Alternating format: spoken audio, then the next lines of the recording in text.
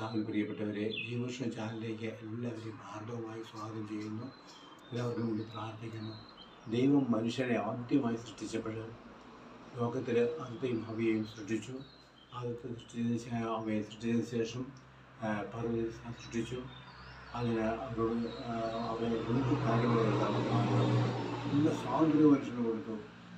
ദൈവത്തിൻ്റെ ഛായയിലും രൂപത്തിലും സൃഷ്ടിച്ചു. അതിന് സർവ്വ സ്വാതന്ത്ര്യവും കൊടുത്ു. എന്നിട്ട് അവയെ അവിടെ രണ്ട് വൃക്ഷങ്ങൾ, ജീവൻ്റെ വൃക്ഷവും നന്മതിന്മയുടെ വൃക്ഷവും സ്ഥാപിച്ചു. തോട്ടത്തിൽ നാട്ടിൽ എല്ലാ സ്വാതന്ത്ര്യവും മനുഷ്യന് കൊടുത്തു.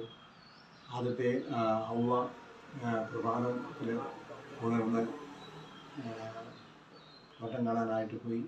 ആദ്യത്തെ കൂട്ടാതെയാണ് പോയത്. അവിടെ ചെന്നപ്പോൾ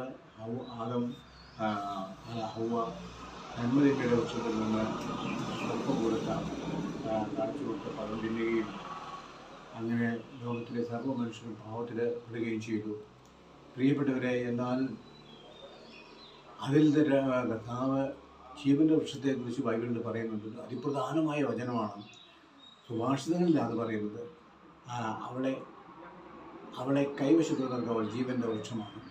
അവളെ കൈവശപ്പെടുന്നവർക്ക് ജീവൻ്റെ വൃക്ഷത്തെക്കുറിച്ച് പറഞ്ഞിരിക്കുകയാണ്. അവളെ കൈവശപ്പെടുന്നവർക്ക് അവൾ ജീവൻ്റെ വൃക്ഷമാണ്.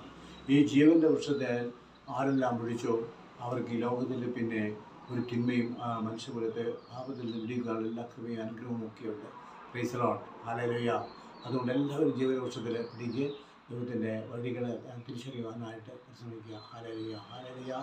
ദൈവമേ, ആരാധന കർത്താവേ, മഹത്വം നന്ദി കർത്താവേ, നന്ദി. ഹല്ലേലൂയ.